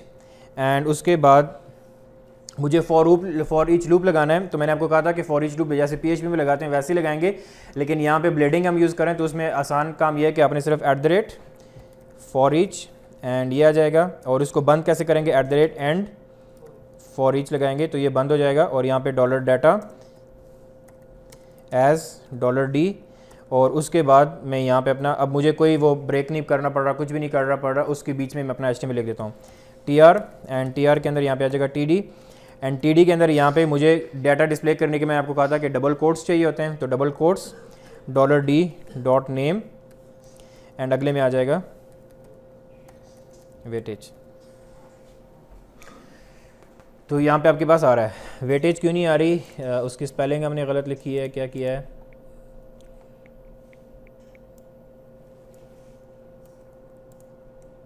वेटेज की स्पेलिंग गलत लिखे थे तो ये आ नहीं रहा। तो आप देख सकते हो कि डाटाबेस से डाटा यहाँ पे आ गया है खुद ब खुद ही, और इतना मुश्किल कोई काम नहीं था। मैंने कोई क्यूरी नहीं लिखी, ऑल किया, वहाँ से डाटा लिया और इसको व्यू को पास किया और यहाँ पे ऑटोमेटिकली डिस्प्ले हो गया, ईजी था। उसके बाद अगर आपने इसको अपडेट करना है, इसको इस रिकॉर्ड को अपडेट करना है, तो अपडेट करने के लिए क्या करना पड़ेगा आपको, सेम यही पहले आपको एक यहाँ पे एक बटन ऐड करना पड़ेगा एडिट का। उस एडिट के बटन से क्या होगा कि आपने नए पेज के ऊपर इस डाटा को फॉर्म के अंदर डिस्प्ले करवाना है, और जब ये फॉर्म में डिस्प्ले हो जाएगा तो वहाँ से आप इस डाटा को अपडेट कर सकते हो। ये लास्ट एक काम है एडिट वाला, ये करते हैं उसके बाद क्लोज कर देंगे, सिर्फ 5 मिनट में हो जाएगा। तो सिंपल आपको यहाँ पे करना है, एक बटन ऐड करना है, खाली होगा, और नेक्स्ट में मैंने एक बटन ऐड कर दिया, और यहाँ पे इसको मैं कह देता हूँ कि एक यहाँ पे एक href लिंक ऐड करता हूँ, href लिंक ऐड कर दिया, और इसको मैं यहाँ पे कर देता हूँ, किधर गया, इसको मैं कह देता हूँ कि एडिट, एंड यहाँ पे मुझे अब एडिट करने के लिए मुझे URL चाहिए होगा। तो मैंने आपको कहा था कि एक राउट होता है और एक URL होता है। राउट जो बनाते हैं वो अलग तरीके से बनाते हैं, और वो आपका पोस्ट में आ जाएगा जब आप पोस्ट करो। तो URL, तो राउट को एक्सेस करने के लिए आपके पास राउट का फंक्शन है, URL को एक्सेस करने के लिए आपके पास URL का फंक्शन है। अभी हमने URL बनाया नहीं है, लेकिन मैं सिर्फ यहाँ पे ऐड कर देता हूँ। URL हमारे पास आएगा कि एडिट OBE, और उसके अंदर हमें ID पास करनी पड़ेगी, जैसे हमने व्यू में पास किया था उस तरह यहाँ पे ID, और ID हम पास करेंगे $D.ID, यहाँ पे पास करेंगे। अब URL पे वो कभी भी एरर नहीं देगा, राउट पे एरर देगा। जब मैं इस पर क्लिक करूँगा तो वो बेसिकली पेज, क्योंकि हमने बनाया नहीं है, तो वो बेसिकली एडिट OB, और उसने जो OB का जो ID था ऊपर आपको नज़र आ रहा होगा वो आ गया है। अब हमने वेब में जाके इसी को कॉपी करना है, और यहाँ पे व्यू को यहाँ पे आ जाएगा एडिट OB था, तो इसको मैं यहाँ से कॉपी करके यहाँ पे एज इट इज़ पेस्ट कर देता हूँ, और OB कंट्रोलर में जाएगा, और यहाँ पे मैं जा देता हूँ कि एडिट OBE कमिट होगा, ठीक है। और अब जाके कंट्रोलर के अंदर एक फंक्शन बनाना है इसका, फंक्शन और व्यू, एंड ये आ जाएगा इस तरह से, ठीक है। और यहाँ पे आ जाएगा कि हमारे पास ये फंक्शन आ गया। अब अगर मैं इसको वापस लेके जाऊँ और इसको मैं रिफ़्रेश करूँ और इस पर क्लिक करूँगा तो अभी भी ये 404 एरर दे रहा है। क्यों दे रहा है? बिकॉज़ ऊपर हमने आईडी पास की हुई है और फंक्शन को नहीं पता कि यहाँ पे इसको ना ये राउट था, उस राउट के अंदर ऐसा कोई राउट नहीं है जिसमें हमने आईडी पास की हो। तो इसको आपने बताना पड़ेगा कि हमने आपको आईडी भी दी हुई है साथ, तो आईडी यहाँ पे डालना है एंड देन उस आईडी को आपने एक्सेस करना है। तो आप डायरेक्ट यहाँ पे एज अ पैरामीटर यहाँ पे लिखोगे आईडी एंड वो इसके अंदर आ जाएगा। इसको अभी मैं रिफ़्रेश करूँगा, अब वो चल पड़ा बिकॉज उसको पता लग गया कि ये राउट है विद आईडी एंड आपने उसको आईडी भी एज अ पैरामीटर में पास करनी है। उधर सिंगल कर्ली ब्रेसेस की सिर्फ लगा है। हाँ, सिंगल कर्ली ब्रैकेट्स लगा दिए थे यहाँ पे।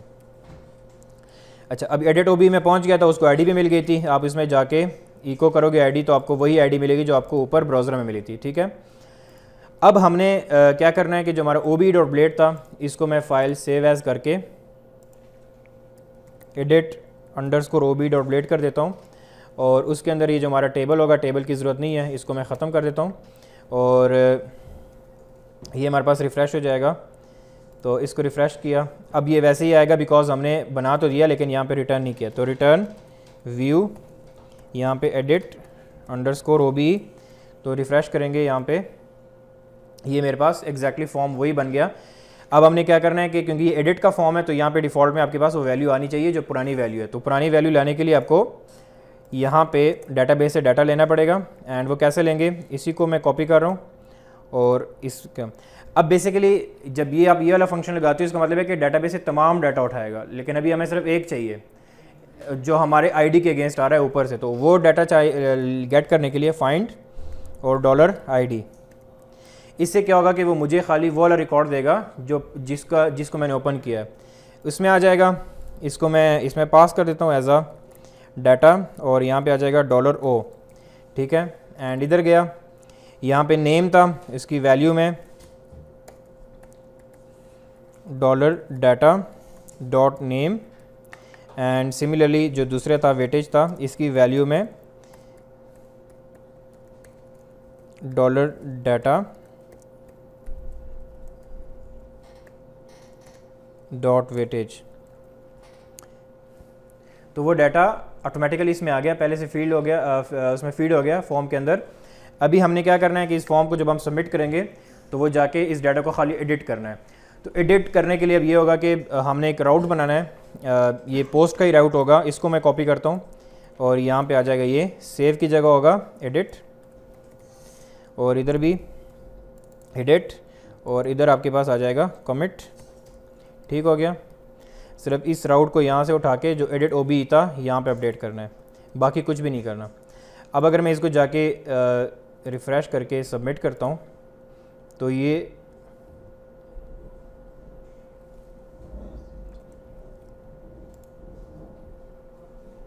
हमने वो एडिट ओबी एडिट,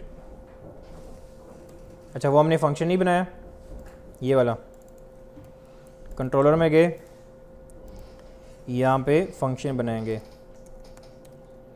और इस फंक्शन को इसको ऐसे किया और इसमें रिक्वेस्ट पास करेंगे क्योंकि पोस्ट आपने याद रखना है हमेशा जब आप पोस्ट का बनाओगे तो $R आपने पास करना है।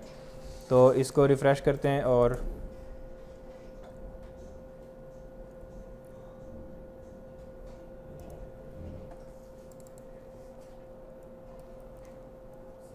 अच्छा एडिट ओबी कमिट 2 दफ़ा आ रहा है ना, तो एडिट ओबी कमिट इसके साथ मैं 2 लिख देता हूँ, अभी हमारे पास टाइम नहीं है तो आसानी के लिए, और इसको भी मैं ऐसे कर देता हूँ, ठीक हो गया। इसको जब हम सबमिट करेंगे तो ये खाली फॉर्म पे आ जाएगा, इसको अभी खाली अपडेट करना है। तो अपडेट करने के लिए मैं एग्जैक्टली यही कोड उठाता हूँ। अच्छा, अभी इसके साथ मैं क्या करूँगा अपडेट करने के लिए, सेव की जगह अपडेट करूँगा एंड दैट्स इट। और यहाँ पे मैं इसको लेट्स सपोज ये कर दिया,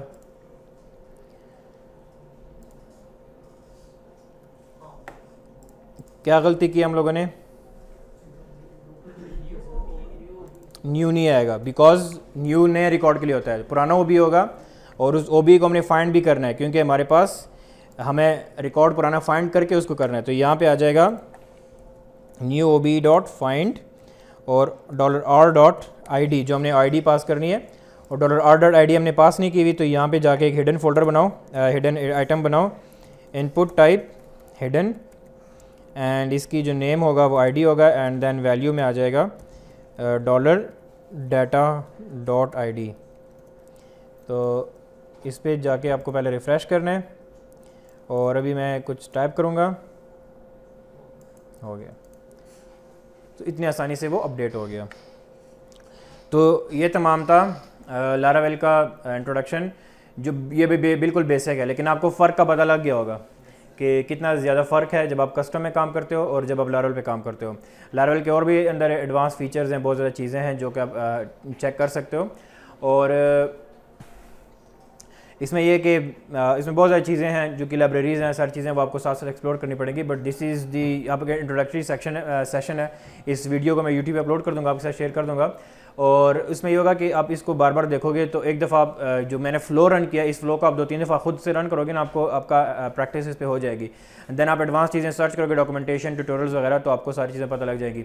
लेकिन जब भी आप कोई नई चीज़ सीखते हो ना, उसमें ये होता है कि आपके सामने कोई मोटिवेशन होनी चाहिए, कोई गोल होना चाहिए कि लेट्स सपोज मैंने एक प्रोडक्ट बनाना है, तो अब अगर आप कहोगे ना कि मैंने खाली सीखने और आपने खाली ट्यूटोरियल देखने से नहीं होगा, आप एक सामने रखो कि मैंने ये इस तरह की वेबसाइट बनाई, लेट्स सपोज आप कहते हो कि मैंने दराज टाइप कोई वेबसाइट बनानी है, वो भी लारावेल में, तो आप पहले फंक्शनल रिक्वायरमेंट सारे मेंशन करो कि ये चीज़ें मैंने क्रिएट करनी है, उसके बाद आप जाके देखो और उसके अगेंस्ट आप उसको बनाना शुरू कर दो।